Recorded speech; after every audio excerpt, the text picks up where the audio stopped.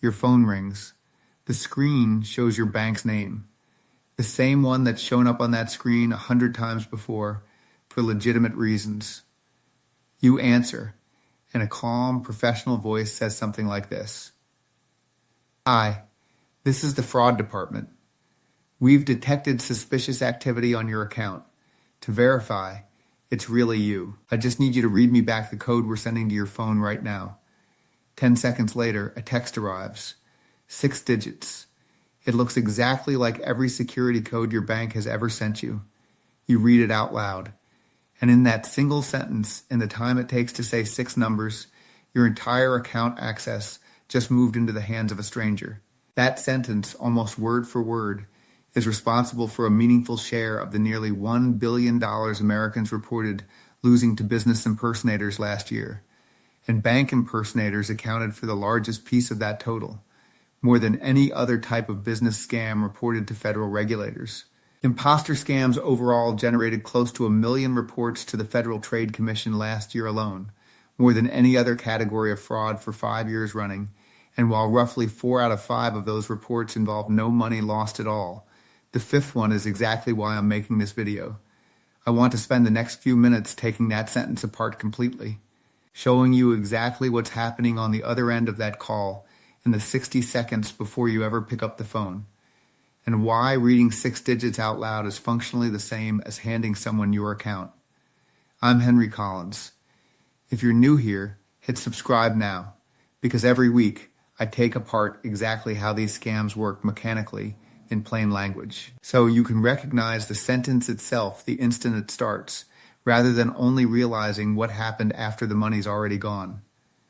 Here's the part almost nobody explains properly, and once you understand it, this entire scam stops working on you forever. That 6-digit code you received during one of these calls is not the scammer's code. It is your own bank's real legitimate security code generated by your own bank's real system, sent to your actual phone, because someone, at that exact moment, is trying to log into your real online banking account using your real username, which they likely already have from a previous data breach, a phishing email, or simply your name and the last 4 digits of an account number purchased on. A criminal marketplace. Here's the sequence, in order, exactly as it happens. The scammer already has enough of your information to reach the login screen of your bank's website or app. They type in your username. Your bank system, doing exactly what it's designed to do to protect you, sends a one-time verification code to your actual phone, because that's the second factor of your 2-factor authentication, the extra layer of security your bank added specifically to stop someone who doesn't have physical access to your phone from getting into your account. The scammer cannot see that code. They don't have your phone. The only way they get past that final locked door is if you open it for them, which is exactly what that phone call 1 minute earlier was designed to arrange. Think about the timing for a moment, because the timing is the entire trick. The call comes in claiming to be your bank's fraud department, warning you about suspicious activity right around the same moment the real code lands on your phone from your real bank. That's not a coincidence, and it's not bad luck. It's sequenced on purpose. The scammer triggers the real login attempt seconds before calling you, specifically so that a genuine, real security code arrives on your phone within moments of them asking you for it. Your own bank's real security system becomes the very tool used to break into your own account, and you become the one piece of the security chain the scammer cannot bypass any other way. That's why the sentence is built the way it is. Read me the code you just received isn't asking you to make anything up. It's relying on the fact that a genuine code really did just arrive, because their attempt to log in as you is what caused it to be sent in the first place. I want you to sit with how clever that actually is for a moment, because I think understanding the cleverness is what makes it stick in your memory permanently.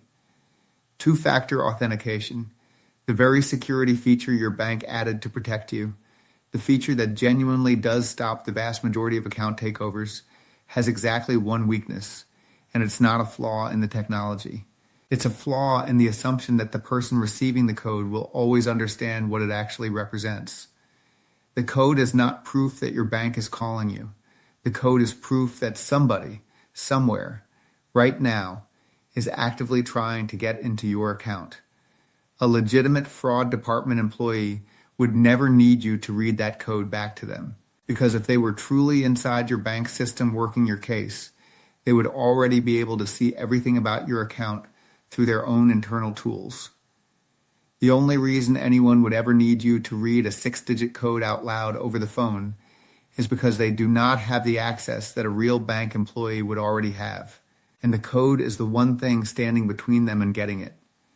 Let me walk you through how this actually plays out, because knowing the mechanism is different from recognizing it happening to you in real time. Picture a man named Robert, 69, retired from 32 years as a plant supervisor outside Charlotte, North Carolina.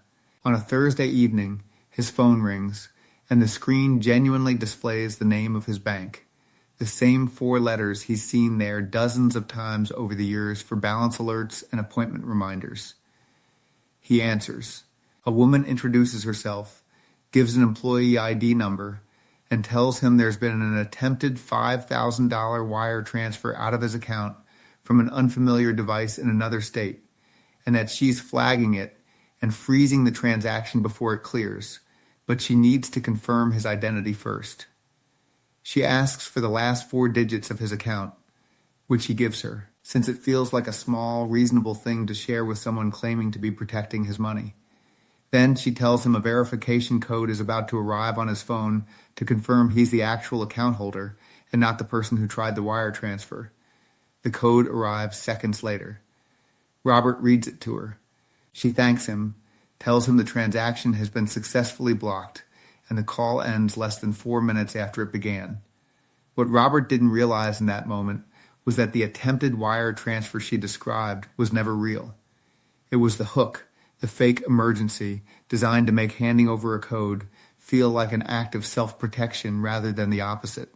The real event happening behind the scenes was her own login attempt into his actual online banking, using information she'd already gathered, waiting only for the code that his own bank's real security system would send the instant she typed in his username. By the time Robert hung up feeling relieved that his money was safe, she was already inside his account, and within 11 minutes. A genuine wire transfer, one Robert never authorized and never even saw a confirmation screen for, moved $8,400 out of his savings account and into a routing number he'd never heard of. Robert told me afterward that the detail that haunted him most wasn't the amount.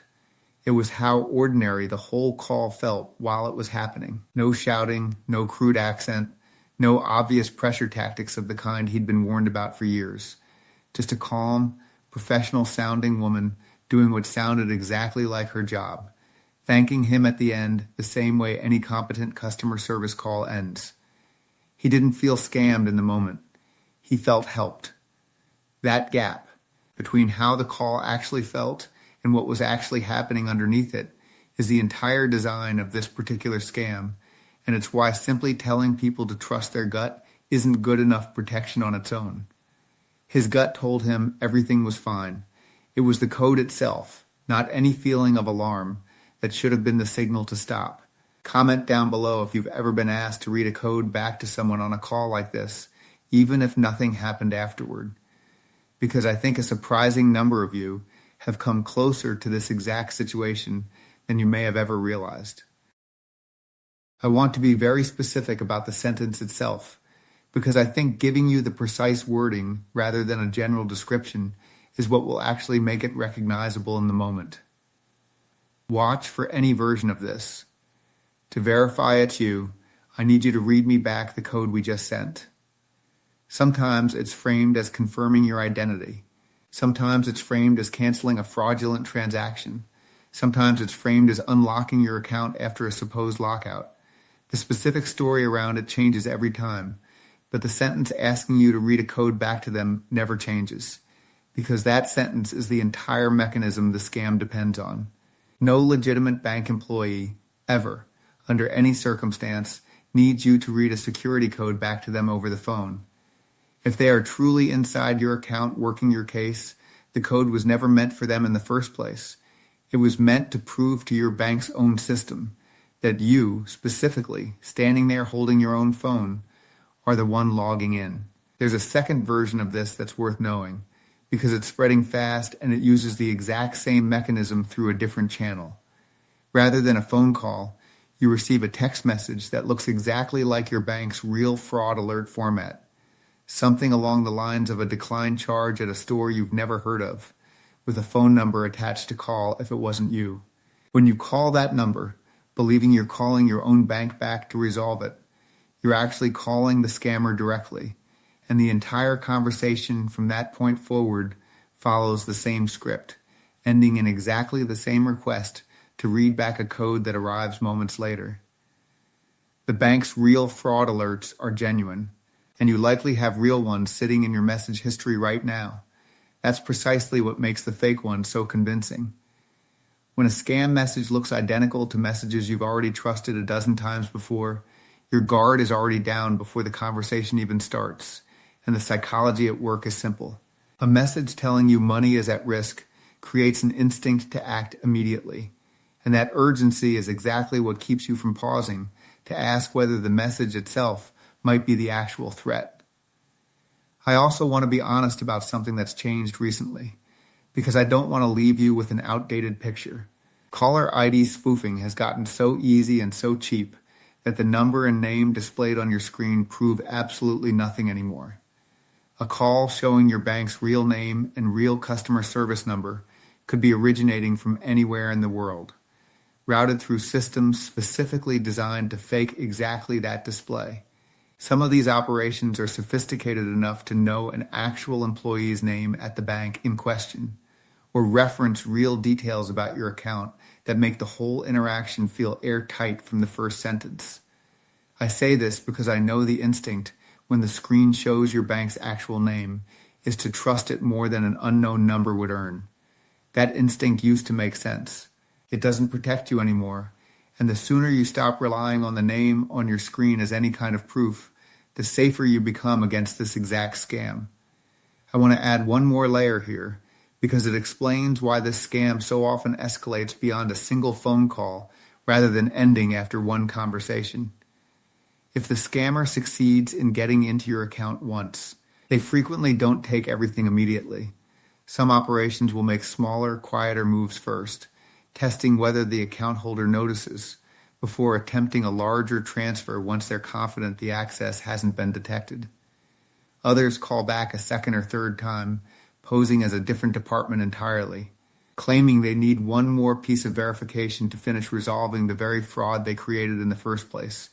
Every one of those follow-up calls depends on the same underlying vulnerability as the first one, which means every layer of this scam can be stopped by the exact same rule, applied consistently, every single time your phone rings with a request like this. So here's what I want you to actually do, and I want to give you something specific enough that you can use it the next time your phone rings with this exact situation. Step 1, and this is the only rule that actually matters above everything else I've told you today. Never read a verification code, a one-time passcode, or any digits from a text message out loud to anyone who calls you, no matter who they claim to be, no matter how urgent the story sounds, no matter what the screen displays. That code exists for one purpose only: to confirm your identity to your own bank system when you are the one logging in. The moment you say it out loud to someone else, it stops doing that job and starts doing the opposite one. This single rule, applied without exception, defeats every version of this scam, regardless of how the surrounding story is dressed up. Whether it's framed as fraud prevention, account verification, or canceling a transaction you never made. Step 2.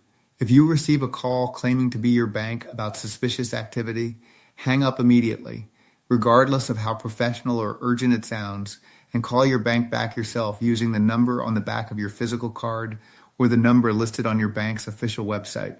Never use a callback number the caller gives you, and never redial the number that just called you, since both of those can lead right back to the same scammer, sometimes through a different voice pretending to be a different department entirely. Step 3. If you're on the phone with someone and a verification code arrives on your phone during that exact call, Treat that timing itself as the clearest possible red flag available to you. A code arriving in the middle of an unexpected call is a sign that someone right now is actively attempting to access your account, and the caller on the line is very likely the person doing it. This single piece of timing is more reliable than anything the caller says, because the story around it can be rewritten endlessly, but the mechanics of when that code arrives cannot. Step 4. Check your account directly, through your bank's official app or website, not through any link or number provided during the suspicious call. If you see any login attempts, password reset requests, or account activity you don't recognize, change your password immediately and contact your bank's fraud line directly through a number you've verified independently. While you're there, it's worth confirming your contact information on file is current, since some banks will also send a notification to a secondary email or phone number when a login attempt occurs, which can be another early signal something's wrong. Step 5. If you ever did read a code back to someone or believe your account may have been compromised, call your bank immediately through a verified number and ask them to freeze the account and review recent activity. Speed matters enormously here. The faster a bank can flag a fraudulent transfer, the better the odds of reversing it before the money moves somewhere it can't be recovered. Ask specifically whether a hold or recall can be placed on any transfer that's already gone out, since some transfers can still be stopped in the first hour or two even after they've technically been initiated. Step 6. Report the incident to the Federal Trade Commission at reportfraud.ftc.gov, including the phone number that called you if you have it, and the approximate time and content of the call.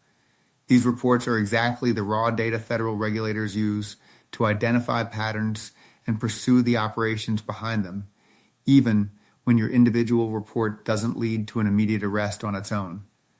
Step 7, and I want you to actually do this one today rather than just nodding along. Tell someone in your life this exact sentence, word for word. No bank employee will ever ask you to read them a code that was just sent to your phone.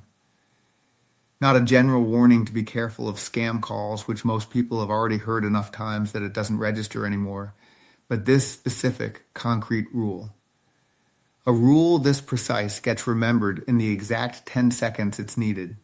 A vague warning gets nodded at and forgotten the moment the phone actually rings. If you have a spouse, a parent, a sibling who handles their own banking and answers every call the way most of us were raised to, this single sentence is worth more to them than an hour-long conversation about scams in general. I want to leave you with something that I think reframes this entire scam in a useful way. For most of your life, urgency from your bank meant something worth taking seriously. A fraud alert, a declined charge, a real problem that deserved a quick response. That instinct isn't wrong. Real banks do send real alerts, and responding to them matters. But here's the distinction that actually protects you going forward. A real bank alert always sends you back into your own app or your own website to handle the problem yourself, using your own login on your own terms. It never asks you to hand a stranger the one piece of proof that you are actually you. The moment urgency turns into a request to read something aloud to the person creating that urgency, the emergency was never real. It was manufactured, timed precisely to that phone call, for exactly the 10 seconds it takes you to say 6 numbers out loud. I think about Robert sometimes, and how the thing that actually failed him wasn't caution, since he clearly had plenty of it. Verifying the last 4 digits felt careful to him in the moment, not reckless. What failed him was a piece of information nobody had ever explained clearly before that call, that the code itself is not neutral, that its very existence during an unexpected call is proof of an active intrusion rather than proof of a legitimate one. Once you know that single fact, the whole scam collapses instantly, no matter how good the actor on the other end of the line happens to be, no matter what department they claim to work for, no matter how real the crisis sounds. A stranger asking for a code is telling you, in that exact request, that you are the last lock standing between them and your money. The correct response to that is not to hand them the key. It's to hang up and call the number on the back of your own card yourself. I'm Henry Collins. Thank you for listening to Henry Collins.